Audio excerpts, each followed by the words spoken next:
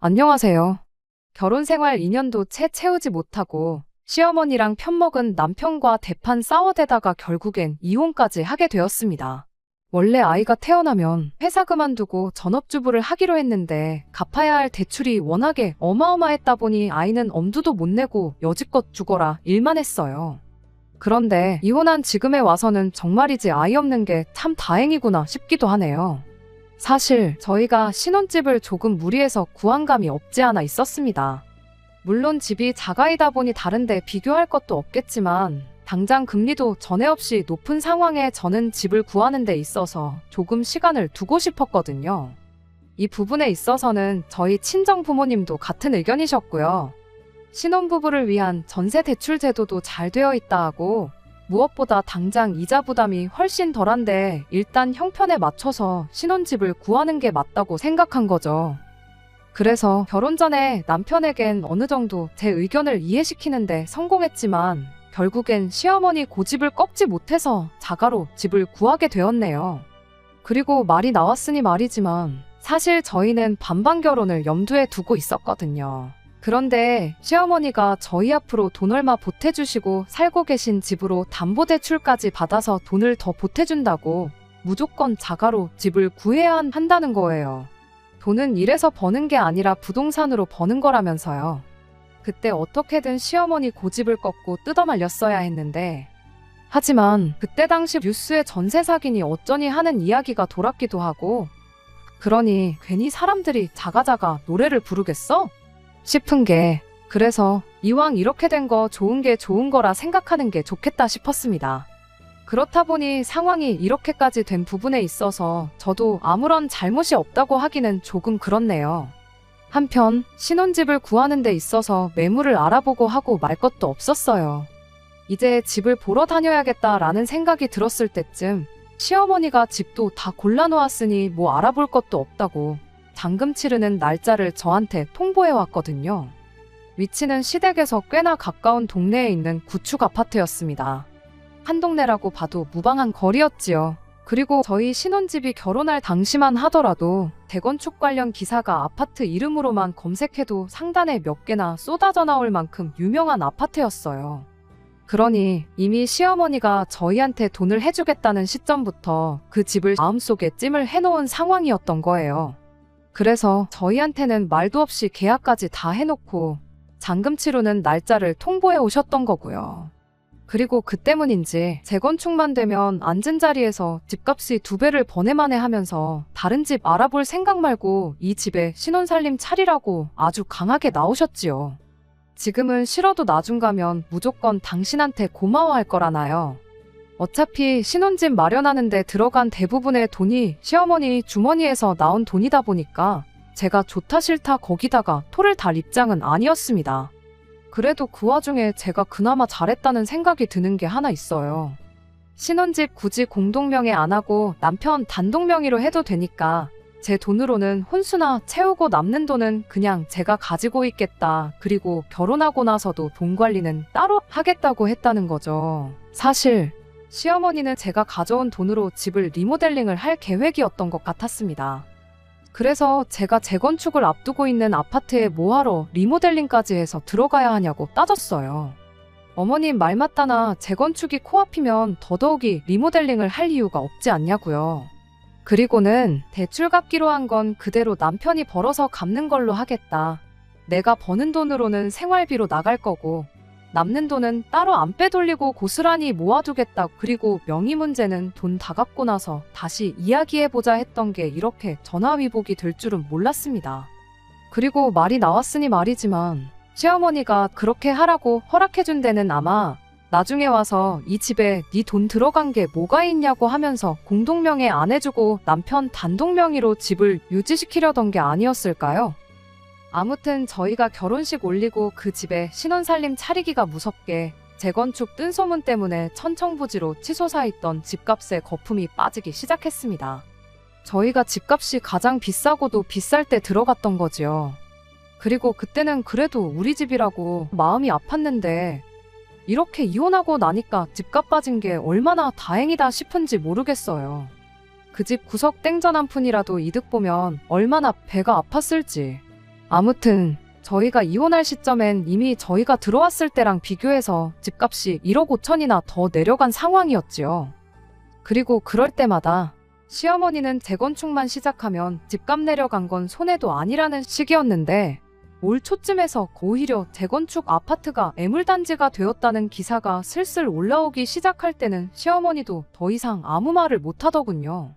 그때 시어머니 똥 씹은 표정 생각하면 아직도 마음이 후련합니다. 한편 지금은 회사가 어느 정도 정상화가 되긴 했는데 저희 신혼 때는 눈코 뜰 새 없을 정도로 바빴습니다. 결혼할 때도 회사에서 꼭 이런 시기에 결혼해야 하냐는 농담 반 진담 반 섞인 이야기를 들었고 신혼여행 또한 눈치 보면서 다녀와야 했을 만큼요. 그래서 그때는 남편한테 미안하기도 하고 고맙기도 하고 그랬어요.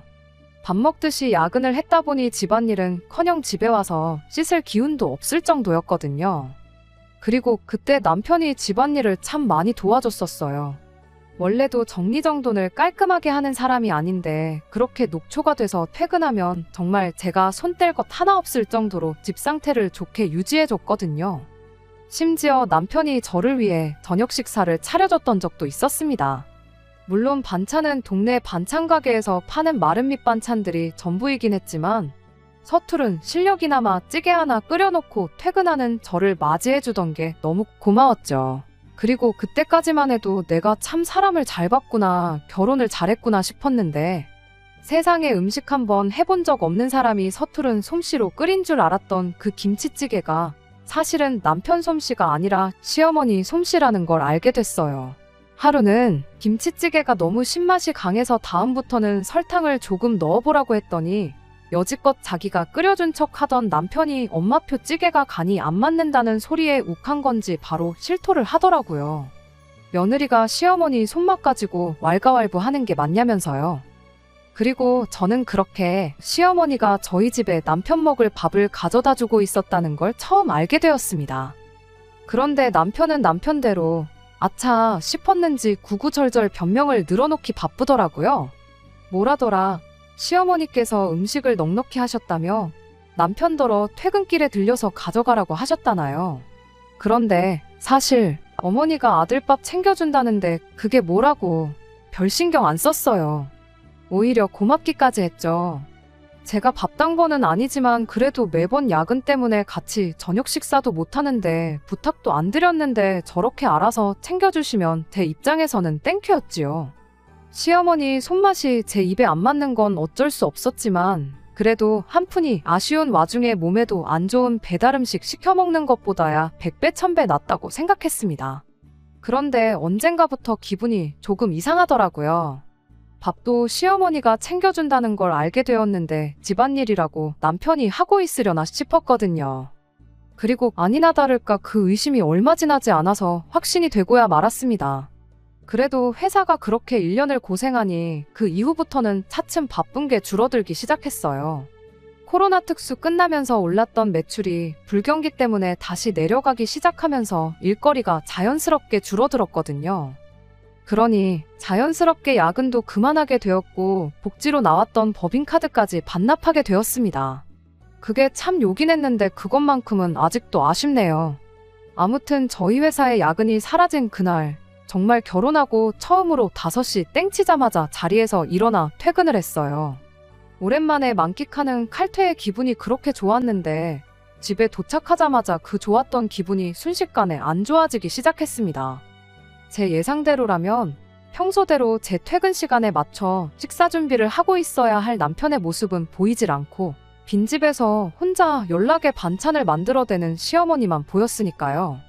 그리고 그제서야 남편이 저를 위해 준비하던 식사가 실은 시어머니가 아들을 위해 차려둔 음식이었고 남편은 그런 시어머니의 출입을 숨기고자 마치 자기가 저를 위해 식사를 준비한 것처럼 연기를 해오고 있던 거란 게 마치 퍼즐 조각이 맞춰지듯 제 머릿속에서 맞춰지기 시작하더라고요. 그리고 그제서야 그간 그렇게 정리가 되어 있던 집안도 실은 전부 시어머니가 한 일이었단 걸 알게 된 거죠. 시어머니가 빈집에 와서 밥하고 빨래해주고 청소해주고 그게 대체 뭐가 문제냐 하실 분들도 계시겠지만 문제는 정리정돈을 너무 구석구석까지 했다는 게 문제였어요. 제 서랍에 개인적인 물건들까지 전부 정리되어 있었던 적이 있었거든요. 거기에 제 통장이며 귀중품이며 다 들어있었고요. 그런데 그걸 건드린 사람이 다른 사람도 아니고 시어머니였다니 제 기분이 좋을 수가 없었죠. 그런데 기분이 안 좋은 건 저뿐만 아니라 시어머니도 마찬가지였나 봅니다. 10시는 돼야 퇴근한다던 네가 지금 이 시간에 웬일이냐는 표정으로 저를 빤히 쳐다보고 있었거든요. 그래서 이제 당분간 야근은 없을 것 같고 5시 되면 퇴근해서 이 시간쯤 집에 오는 게 내 원래 정상 스케줄이었다고 하니 시어머니도 더는 저한테 뭐라 말을 못 하셨는데 저는 저대로 저희 집에 있는 시어머니가 못마땅했고 시어머니도 제가 있다는 게 불편했는지 저를 엄청 신경 쓰는 것 같아 보였습니다. 아무튼 그렇게 두 사람 사이에 불편한 공기만 계속해서 흐르고 있었어요. 그리고 그렇게 1시간쯤 지났을까? 퇴근한 남편이 집에 들어왔는데 남편 또한 웬일로 자기보다 먼저 퇴근한 저를 보고 엄청 당황한 눈치였습니다. 이 시간에 당신이 여기 왜 있냐면서 마치 내 집에 내가 있으면 안 되는 것처럼 말을 했거든요. 야근이 없어졌다는 소리에 지금 시어머니가 있는 이 상황을 어떻게 저한테 납득시켜보려고 말까지 떨면서 말이에요. 그런데 뭐 이미 제가 시어머니가 집안일을 하고 계신 건 직접 못 봤어도 집에서 음식 하시는 건 직접 봤는데 뭐라고 변명을 할 수 있겠나요? 결국 남편은 제 앞에 그간 시어머니가 집에 와서 집안일도 대신 해주고 식사 준비도 전부 다 해주셨다 실토를 해왔습니다. 설마 싶긴 했는데 아니었으면 좋겠다고 생각한 게 있어서 그런가 시어머니가 그간 신혼집에 들락날락하면서 대신 살림을 해줬다는 사실에 기분이 묘했습니다. 무엇보다 남편이 그간 저를 위해 자기가 고생한 것처럼 포장했던 게 제일 배신감이 컸어요. 제가 불편해할까봐 숨겼다지만 이유야 어떻게 되었던 간에 저한테 거짓말을 했다는 거잖아요. 시어머니가 왔다고 하면 제가 경기를 일으킬 것도 아니고 그랬구나 하면 되는 건데 응당 제가 며느리니까 시어머니가 왔다 갔다 하면 싫어할까봐 그랬다고 저를 배려해주는 것처럼 이야기를 하는데 어이가 다 없더라고요. 그래서 일단 남편한테 이야기 좀 하고 싶으니 방으로 좀 와달라고 했어요. 다른 건 몰라도 나한테 굳이 거짓말을 했던 것만큼은 사과받고 싶었거든요. 그렇게 되면 시어머니가 나 없을 때 집에 와 계시는 걸 가지고 딱히 크게 문제를 키울 생각은 없었어요. 대신 앞으로 집 정리를 해주시려걸랑 제 서랍이나 제 개인 물건은 안 도와주셔도 된다고 그 말 한마디만 하고 끝낼 생각이었습니다. 그런데 방문을 열고 들어온 건 현관문 앞에서 사시나무 떨듯 벌벌 떨면서 있던 남편이 아니라 시어머니였습니다. 시어머니가 방문을 벌컥 열고 들어와서는 지금 이게 뭐 하자는 짓이냐면서 저한테 다짜고짜 화를 내기 시작했어요. 어떻게 시어머니가 시퍼렇게 눈을 뜨고 있는데 남편을 방으로 데려가서 바가지 긁을 생각을 하냐면서요. 그리고 저한테 언성을 높이며 역정을 내기를 오히려 당신이 저한테 할 말이 많다는 겁니다. 다른 사람도 아니고 시어머니가 며느리 힘들까봐 일찍부터 며느리 사는 집 와서 식사 준비도 해주고 집안일도 다 해주는데 감사하다고 용돈 같은 거라도 내 손에 쥐어줄 생각을 하기는커녕 시자가 여기서 뭐 하는 거냐고 따져 물으려고 시어머니 앞에서 남편을 들들 볶을 생각을 하냐고요. 그리고 그렇게 되니까 남편도 덩달아 시어머니 뒤에 숨어서 저한테 목소리를 높이기 시작했어요. 엄마 말이 맞다고 네 할 일을 엄마가 대신 해준 건데 감사하다고 해야지 왜 기분 나빠하냐고요. 오히려 남편 밥도 안 챙겨주고 집안일 시키는 며느리한테 시어머니가 화를 내는 게 정상이 아니냐고 따지고 들더라고요. 난데없이 두 사람이 쌍으로 덤벼드는데 솔직히 기분이 나쁜 것도 나쁜 거지만 어이가 없었습니다. 남편한테 내가 뭐 밖에서 놀다 왔냐고 곧바로 따져 물었죠. 그리고 일단 시어머니한테도 한마디 했습니다. 어머님 여기 저 도와주러 오신 거냐고. 제가 제때 퇴근해서 아들 먹을 밥이며 집안 살림까지 다 해놓는 상황이었으면 여기 오시긴 하셨을 거냐고요. 그리고는 아들 도와주러 오신 걸 왜 자꾸 며느리를 도왔다고 하시는지 이해 안 된다고 했습니다. 며느리를 도와주러 오셨다고 말하고 싶으시면 그간 아들 대신 집안일을 해줄 게 아니고 집안일 하나 할 줄 모르는 아들이 사랑구실하게 청소기 돌리는 방법이나마 가르쳐 주시는 게 맞는 거 아니냐고 따졌어요. 그랬더니 시어머니가 이젠 마누라가 하늘 같은 남편한테 집안일 시키는 걸로 모자라 시어머니 말에 말대꾸까지 한다면서 아주 세상꼴 잘 돌아간다 한탄을 하시더군요. 그리고 그렇게 나오시니 제가 한마디를 더 하지 않을 수가 없었습니다. 이참에 정확하게 짚고 넘어갈 건 짚고 넘어가야겠다 생각도 했고요. 맞벌이 하는데 맞살림은 당연한 거 아니냐고요. 그랬더니 시어머니가 그래도 어떻게 아내가 돼서 남편한테 집안일을 시킬 생각을 하냐면서 늦게라도 퇴근했으면 하는 척이라도 했어야 하는 거 아니냐입니다. 집안일 그깟게 뭐 엄청난 거라고. 밥은 소치하고 청소는 청소기가 해주고 빨래는 세탁기가 알아서 다 해주는데 뭐 그게 엄청 대단한 일이냐고 유세를 떠냐고요. 그리고는 당신은 평생을 해온 일이라고. 그런데 며느리 잘못 둔 탓에 지금도 이러고 있다면서 저를 자꾸만 속 좁은 사람을 만들기 시작했어요.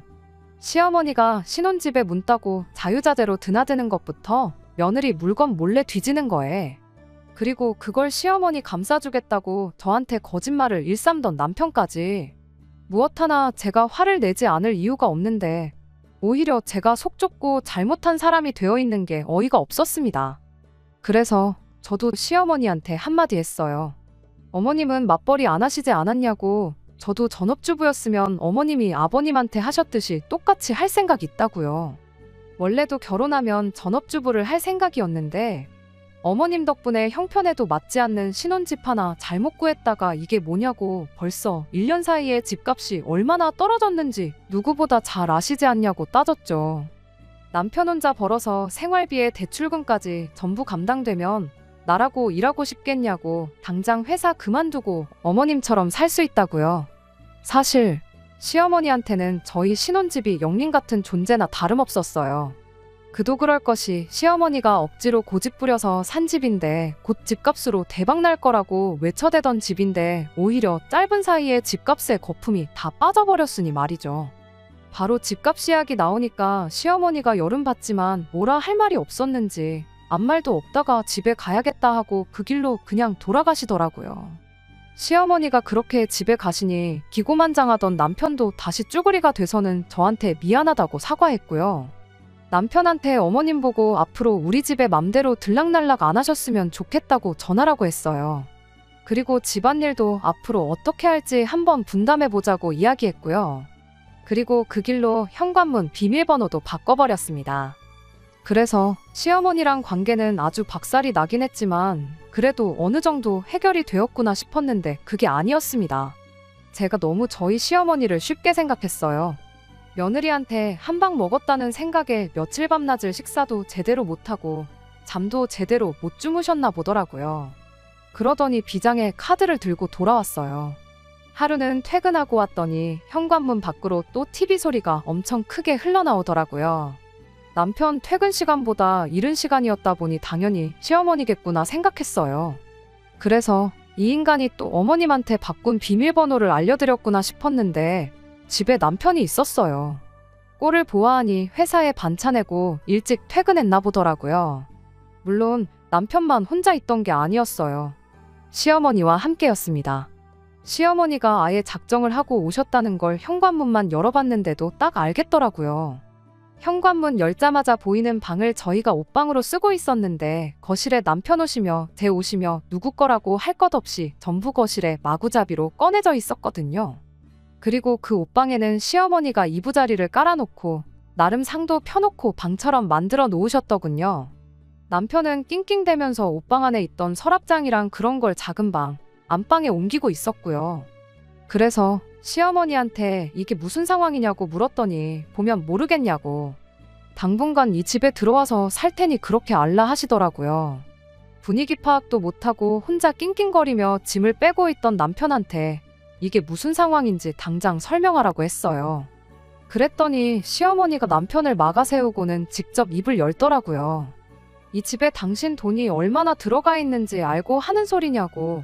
사실 대부분 내 돈이 들어갔으니 내 집이나 마찬가지인데 이 집에 돈 한 푼 안 들어간 사람한테 구구절절히 설명할 필요가 뭐가 있느냐고 하시더군요.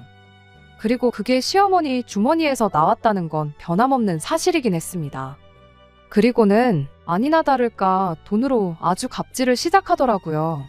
지난 1년 반 동안 밖으로 도는 며느리 때문에 당신이 제일 고생이었는데 이제 며느리가 야근한다고 유세 부릴 일도 끝났겠다. 앞으로 1년 반 동안 며느리가 차려주는 밥 먹으면서 효도 좀 받아야겠다 하더라고요. 그리고는 자기가 시키는 대로 안 하면 당장 은행빚부터 갚아야지 어쩌니 하면서 저희 집에 묶여있는 돈을 빼버리겠다는 식이었는데, 당장 집값도 내려가고 정도 안 붙는 집이긴 했지만 그 돈이 빠져버리면 저희가 엄청 불리한 입장이라는 걸 누구보다 시어머니가 잘 알고 있었기에 저렇게 나오는 거였죠. 순간 제가 곤란해하는 걸 남편이 눈치채고는 그러니까 상대를 봐가면서 덤볐어야지, 너 때문에 상황이 이게 다 뭐냐고, 얼른 잘못했다고 사과부터 드리라고 하더라고요. 너무나도 자연스러운 대사가 안 봐도 저 오기 전에 두 사람이 말을 맞춰놓은 거구나 싶었습니다. 정말 열받는 상황이긴 했지만 어떻게 해야 할지 고민이 되더라고요. 제가 사과를 하건 말건 시어머니는 한동안 눌러앉을 낌새인 것 같고, 제가 항복을 안 하면 안 하는 만큼 저희 집에 단 1분 1초라도 더 지내다 갈 것이라는 게 눈에 뻔히 보였기 때문이에요. 그리고 남편이라도 내 편이었다면 어떻게 해보겠는데, 이건 뭐 남편이야말로 시어머니 앞잡이 끈앞을 노릇을 하고 있으니 손 쓸 방도가 없었습니다. 그리고 그렇게 제가 아무 말도 못하고 있으니까 시어머니가 그동안 나 때문에 편하지 않았냐고, 그러니까 이제 내가 편할 차례라며 낄낄대더라고요. 그리고는 며느리가 사람 구실 똑바로 할 때까지는 지내다 가겠다는 말에 정신이 퍼뜩 들었어요. 어차피 남편도 시어머니랑 붙어먹고 내 편이 아닌 상황에 뭐가 두려울 게 있나 싶더라고요. 시어머니가 저러는 걸 말려주지는 못할 망정, 시어머니가 며느리 참교육 시켜주고 인간 만들어주겠다는 소리에 동조해서 어떻게든 집안일 하나라도 덜 하려고 하는 인간하고 부부로서 남은 50년, 60년 세월을 같이 살 이유나 있나 싶었죠. 오히려 모르긴 몰라도 이혼할 거면 제가 한 살이라도 더 젊을 때 하는 게 저한테도 더 유리한 게 아닌가 싶기까지 했습니다. 그리고 이 집에 제 돈이라고는 땡전 한 푼 들어간 것도 없고, 끼케야 혼수 마련한 거랑 생활비로 한 달에 130만 원 고정으로 나가던 것밖에 없는데, 손해본 걸로 치면 1억 5천 넘게 떨어진 집주인 두 사람만 하겠나 싶더라고요. 가정가구야 중고가정가구 매입하는 곳에 넘겨도 되는 거고, 정 안 되면 친정집으로 보내서 친정부모님 가정가구 중에 오래된 것들이랑 바꾸면 되는 거였고요. 이 집에 돈을 빼면 누가 더 손해고 누가 더 아쉬운지 생각해봤더니 이혼만 한다고 가정하면 저한테 아쉬울 게 눈꼽만치도 없더라고요. 그래서 일단 시어머니한테 한마디 했어요. 다시 말씀드리지만 아직도 잘못 알고 계신 것 같아서 다시 설명드린다고. 어머님이 지난 1년 반 동안 도와주신 건 저를 도와주신 게 아니고 남편, 그러니까 어머님 아들을 도와주신 거라고요. 그런데 왜 제가 여지껏 어머님이 고생한 은혜를 갚아야 하냐고, 그건 아닌 것 같다고 딱 잘라서 말을 했습니다. 그리고 저도 맞벌이 하는데 집안일 하나도 안 하려는 사람, 이참에 제대로 참교육 시키는 게 맞는 것 같다고. 제가 잠깐 이 집에서 나가서 지낼 테니 어머님이 책임지고 어머님 아들 좀 사랑구실하게 참교육 좀 시켜달라고 했어요. 결혼 전에 약속한 대로 저희 둘 사이에 아이가 태어나서 제가 전업주부 생활을 하게 된다면 그때는 제가 책임지고 집안일에 육아까지 전부 다 하겠다고요. 그런데 이렇게 맞벌이를 하고 있는 한 저는 그렇게 못하니 그동안 고생하셨던 거 아들한테 효도받으시고 계실 만큼 계시다 가시라 했죠. 저는 어머님이 만족할 만큼 아들한테 효도받고 댁으로 돌아가시면 다시 돌아오겠다고 했어요. 그리고 힘들게 짐 빼고 있던 남편한테도 한마디 해줬습니다. 이렇게 나가기 편하라고 미리 내 짐도 빼준 거냐고요. 친정 가서 가방 좀 빌려올 테니까 괜히 힘들게 치우지 말고 가만히 두고 좀 쉬 있으라고 했습니다. 다시 시어머니한테 일단 제 짐이 빠지고 나면 아들한테 옷장 정리하는 법부터 알려주시면 되겠다고 했네요. 그리고 집을 나서는데 거의 갈라서겠다고 한 거나 마찬가지인 선언을 하고 왔는데 발걸음이 왜 이렇게 가볍나 싶더라고요. 아무튼 친정 가서 가방을 빌려가지고 다시 집으로 향했습니다. 친정어머니가 무슨 일인데 그렇게 큰 가방을 가져가냐며 걱정하셨는데 당장 걱정 끼쳐드리고 싶지는 않아서 그냥 쓸 일이 있어서 가져가는 거라고만 말했어요. 한편 제가 진짜 가방을 들고 집에 다시 들어왔더니 시어머니도 제가 농담이 아닌 걸 알았는지 표정에 당황한 기색이 역력하더라고요. 게다가 제가 콧노래 부르면서 짐을 싸기 시작했더니 시어머니가 갑자기 꼬리를 내리시더군요. 둘이서 잘 지내는 것 같은데 애들도 아니고 어련히 잘하겠냐며. 생각해보니 괜히 당신이 참견하는 것 같다고 그냥 집에 돌아가시겠다면서요. 부부간에 신뢰는 있는 대로 박살을 내놓으시고 이제 와서 상황이 불리해지니 내빼신다니 어이가 없었어요. 그래서 어차피 저 야근 때문에 퇴근이 늦는 동안 저 모르게 아들 밥도 챙겨주시고 아들 대신 집안일도 해주셨던 거 아니셨냐고. 이젠 제 눈치 보실 것도 없으니 잘 된 거 아니냐. 그러니 여지껏 고생한 거 보상받으시고 싶으면 어머님이 오며 가며 하시면서 제일 이득 본 사람인 아드님한테 받으시라고 다시 한번 말해줬습니다. 그리고는 짐 싸는 거 5분이면 끝난다고. 5분만 있으면 며느리는 이 집에서 없는 거나 마찬가지니 가족끼리 오붓하게 시간 보내시라고 말하고 나왔어요. 그런데 막상 나오니 솔직히 친정 말고 갈 곳이 따로 없더라고요. 길게 버텨봐야 근처 숙박업소에서 하루 이틀이지 주말 지나서 출근할 생각을 하니까 답도 없더군요. 그래서 결국 친정집으로 다시 찾아갔죠.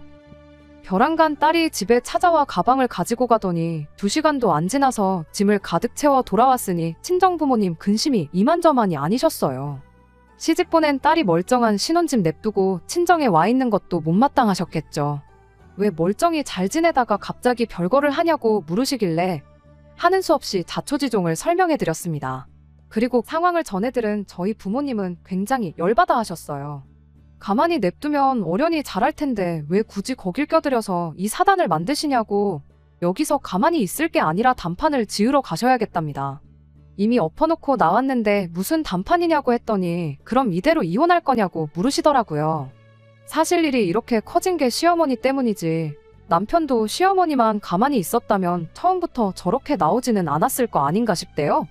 실제로 시어머니가 들락날락하면 제가 싫어할까봐 거짓말을 했던 거고 처음 들킨 날에도 시어머니 돌아가시자마자는 저한테 사과하고 제가 하자는 대로 따르기도 했었고요. 이혼을 결심하고 집 분위기 개판으로 만들어 놓고 친정에 짐 싸가지고 오긴 했지만 친정어머니가 이혼할 거냐는 그 질문에 시어머니만 치워놓으면 어떻게든 우리 결혼 생활이 정상으로 돌아오지 않을까 싶기도 해서 이번엔 친정부모님 대동해서 저희 집으로 찾아갔어요. 그러니 시어머니도 저희 부모님이 2분 다 오시니 제가 가방 들고 집에 왔을 때보다 더 놀라시더라고요. 그래도 여기서 얕보이면 진짜 답도 없다고 생각했는지 처음에만 살짝 놀라고 그 후에는 세게 나오기 시작했어요. 자존심이 밥 먹여주는 것도 아닌데 저희 친정부모님을 바로 앞에다 두고 사돈은 따님 교육을 어떻게 시키셨길래 애가 집안일을 손도 안 대고 다 남편한테 떠넘기고 있느냐 따지더군요. 친정어머니가 곧바로 대답을 하셨어요. 밤10시 11시까지 야근하고 와서 살림까지 하라고 우리 딸 시집 보낸 거 아니라고요. 시어머니는 시집 올 때 몸만 보내셨으면 그 정도는 가고셨어야 하는 거 아니냐고 바로 되물었고요. 친정부모님이 그 말이 끝나기 무섭게 돈이 없어서 못 준다고 했겠냐. 형편에도 맞지 않는 얼토당토하는 아파트 강요하면서 돈까지 대주겠다길래 몸만 보냈던 거다 하시면서 이깟 아파트 내가 사겠다고 대신 앞으로 우리가 사위를 머슴처럼 부릴 거니까 사돈은 아무 말도 하지 말라고 하시더라고요. 그런데 순간 시어머니 눈이 휘둥그레지더라고요.